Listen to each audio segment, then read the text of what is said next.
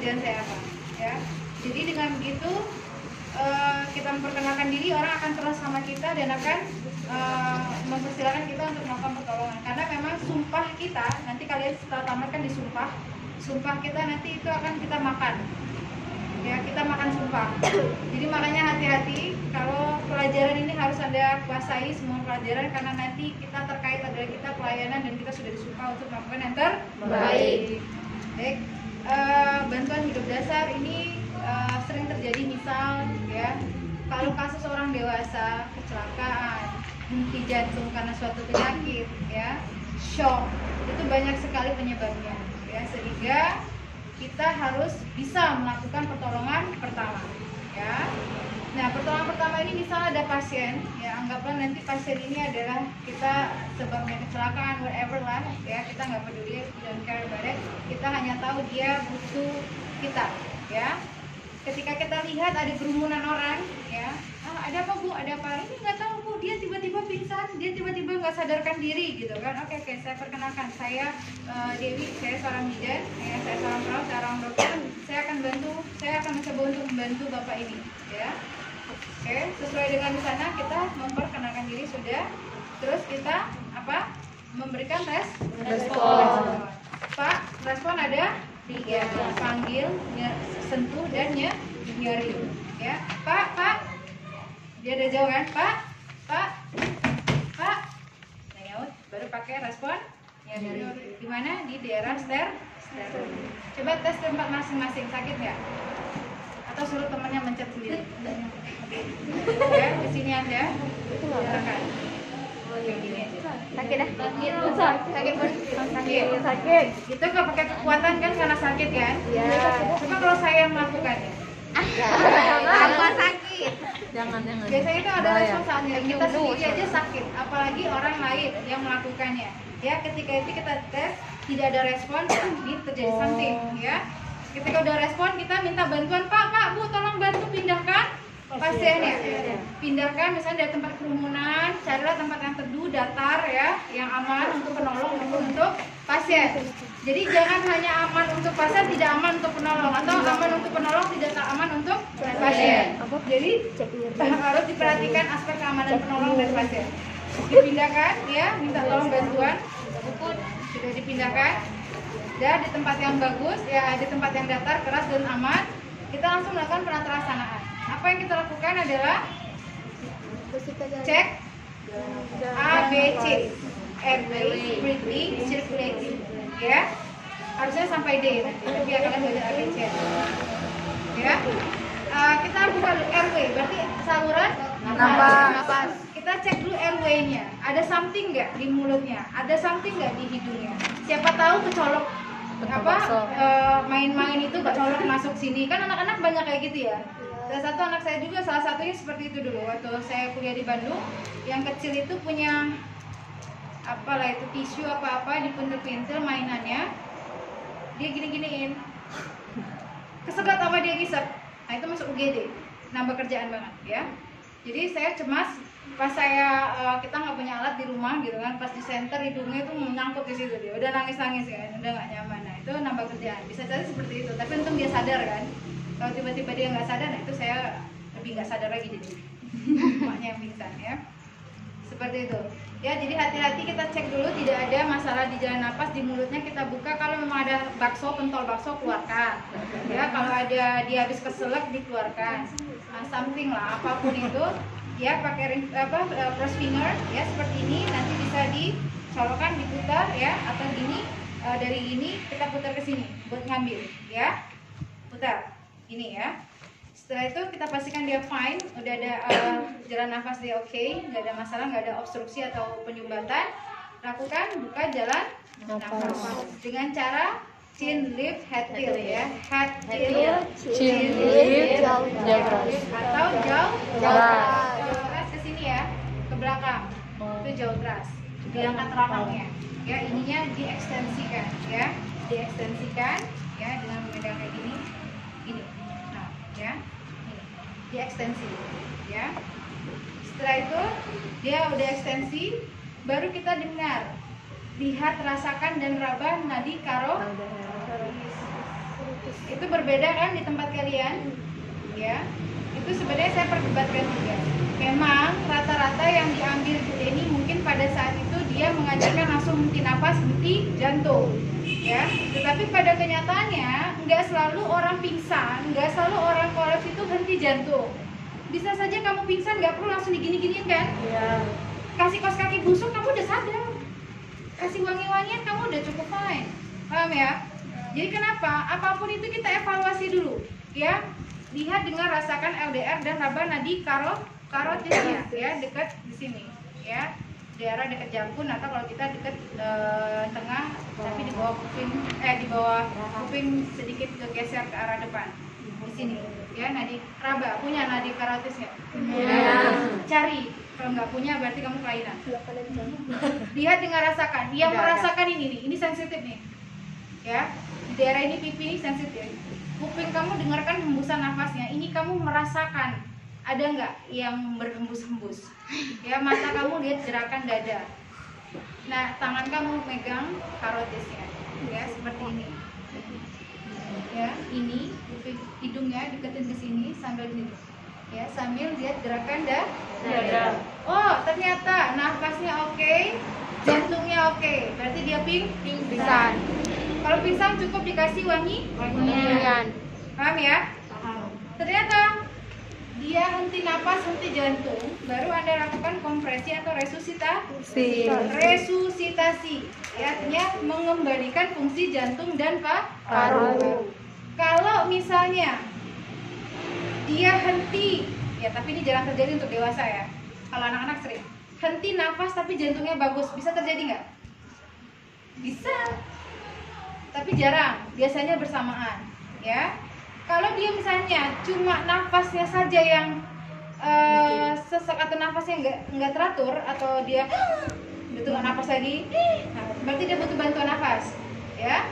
Maka cukup lakukan ventilasi saja. Sejumlah berapa kita bernapas normalnya, berapa kali? Berapa kali kita bernapas normal? Udah belajar KDK ya. 18 sampai 20. 16 sampai 22 kali. Kalau kamu lari nggak usah dihitung, itu bisa sampai 30 kali, ya. Oke, normalnya seperti itu, ya. Kalau kita tidur bisa 12 kali cuma, ya. Pernah tidur ngitung atau nafas? Tidur pernah dihitung? Saya tahu Anda multi talent kan, hitung nafas. Biasanya bisa sampai 12 kali dalam 1 menit, karena kita benar-benar relax, nggak ada kerja, otak kita relax. Pernapasan juga lebih santai, ya, lebih santuy. Oke, selanjutnya adalah kita tahu, oh ternyata dia nadinya oke, tapi napasnya nggak bagus. Cukup diventilasi aja, backing, ya. Tapi kalau ternyata karotisnya negatif, LDR-nya juga nggak ada pernafasan, maka kita langsung lakukan kombinasi PJT, pijat jantung luar, sama ventilasi. Ventilasi itu bisa dengan mot-to-mot kalau kita nggak punya alat. Ya, kalau kita misalnya di kerumunan, kita nggak mungkin bawa ini kan, bisa kayak gini terus kemana-mana. Jadi pasti ini nggak akan kita bawa, ya. Maka yang perlu kita adalah mot to nose, ya. Tapi kalau nose kurang efektif, ya. Takutnya ada upil juga, ya. Makanya kita biasanya mot kalau orang itu kenal, kita tahu dia nggak punya penyakitan, kita rela melakukannya. Apalagi ganteng, artis, itu sengaja kayak film Dono kan, sengajain kan, tenggelam gitu kan, seneng banget tuh disengaja-sengajain tuh cuma buat moto-moto, ya. Coba kalau yang pingsannya nggak karu-karuan, itu udah berpikirnya lebih lama ada bertindakan, ya. Seperti ini, ya. Kalau kita moto-mot, ini harus ada barrier, pakai tisu atau kasa bagusnya, yang ada pori-porinya, ya. Setidaknya bibir kamu sama bibir dia nggak gabung-gabung banget lah, ya. Ditaruh di sini, misalnya tisu bekas saya lagi. Ini ya, anggaplah ini tisu bersih lah ya. Ya, ini dipencet, hidungnya benar-benar nggak boleh kamu mau niup sini keluar sini mah percuma. Ya, ini dipencet, ya. Ini dilebarkan rahangnya. Mulutmu sama mulut dia benar-benar nggak, mulut dia tuh nggak ada celah. benar-benar mulut kamu tuh kayak gitu. Bocah balon. Kalau kamu ada celah, kamu ngembus keluar di sampingnya, itu yang nggak boleh. Ya, dia akan gagal. Dia benar-benar mulutnya dia itu harus totalitas masuk ke mulut kamu. Ya, sehingga transfer udara maksimal. Ini dipencet habis, ya. 1, ya. Tarik nafas dalam. Tarik nafas full.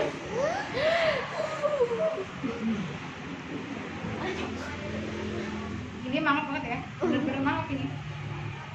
Bakar sih ya. Ini akan ngembung. Dadanya akan bergerak naik. Itu berhasil. Kalau dadanya nggak naik, udahlah itu. Entah keluar dari hidung, entah keluar dari sisi mulutmu sendiri. Kamu ngembus keluar lagi. Jadi benar-benar posisinya menutupi mulutnya sehingga ketika kita ngembus sekuat tenaga, itu dia naik, paru-paru alveolusnya mengembang. Itu sukses. Lakukan ya. 1, 2, ya kan? 2. Ya, itu butuh effort ya, karena itu kaitannya kapan berhenti ketika penolong capek. Ya. Kalau kamu capek jangan paksain kamu yang mati nanti. Ya. Saking semangatnya kamu yang hipoksia kan? Yang tidak aspek hipoksia ya. Jadi seperti itu. Nah sudah ya. Kalau dia ternyata jantungnya juga nggak bagus, kombinasi pijat jantung luar PJT atau kompresi dengan ventilasi. Ini orang awam loh ya. Ini di awam saya cerita. Ya. Jadi saya masih pakai mouth-to-mouth. Ya posisi bagusnya sudah situ. Kita harus tinggi, nggak boleh gini, nggak boleh nekuk. Kalau gini mulut sambal namanya, ya kan? Kita harus posisi tinggi ada, beda orang kan? Ya, saya harus ke sini. Ya memang kita begini kan posisinya. Ya, kita sejajar dengan ini bahunya pasien, bahunya korban. Ya, kita di sini. Kita jantung itu ada tulang pedang sternum. Yang kuat. Punya nggak kalian tanjuk pedang atau proseksus sifoid? Punya. Ya pedang kayak ini itu 2 jari di atasnya. Ya, langsung kita taruh ke sini. Kamu kidal apa enggak? Kalau enggak kidal kanan yang di bawah. Ya, karena kanan yang banyak lebih tenaganya. Ya, seperti ini. Ini posisi kita ini sama ini harus lurus. Begini. Jadi bebannya ditumpukan ke sini. Ya, ini pegang. Udah hitung. Berapa? 15 banding 2. Kalau 2 penolong. Kalau 1 penolong 30 banding 2. Ya. Oke. Ya itu. 1 2 3 4 5 6 7 8 9 10 1 ya, sampai 30. 30. Ya. Langsung lagi.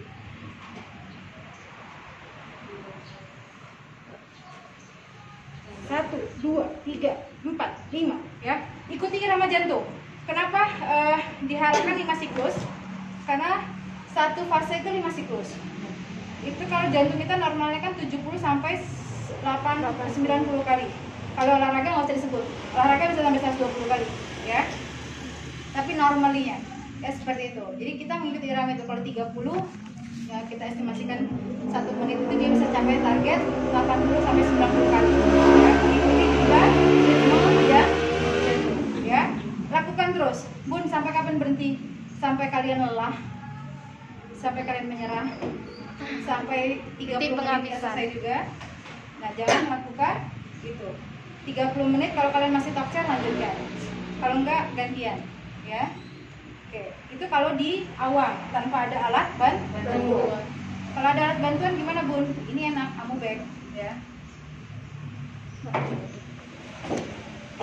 Ini namanya kamu back atau bagging. Ya, jadi amat ya. Nah ini kapasitas udaranya lumayan nih buat kipas.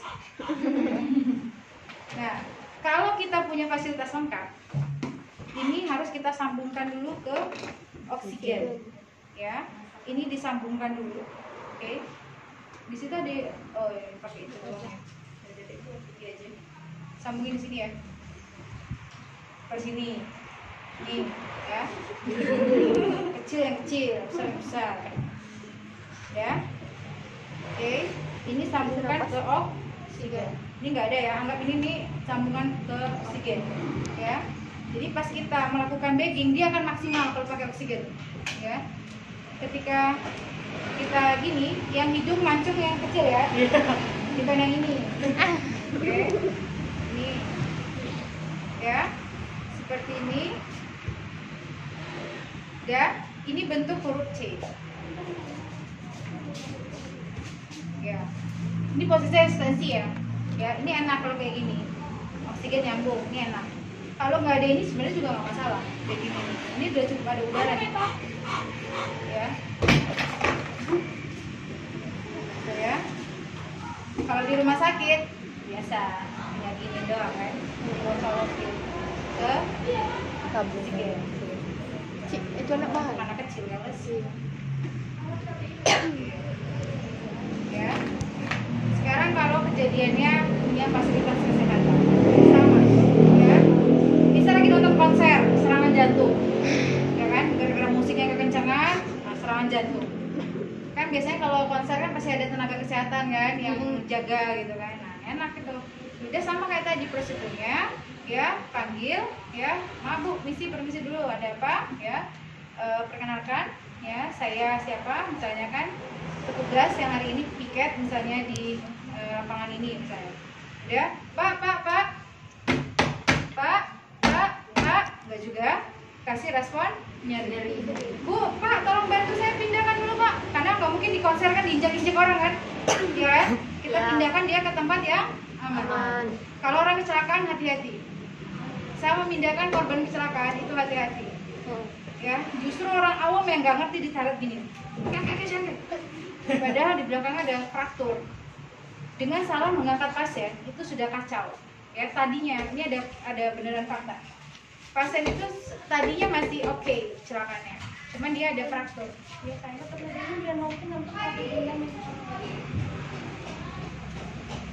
iya. Bentar ya.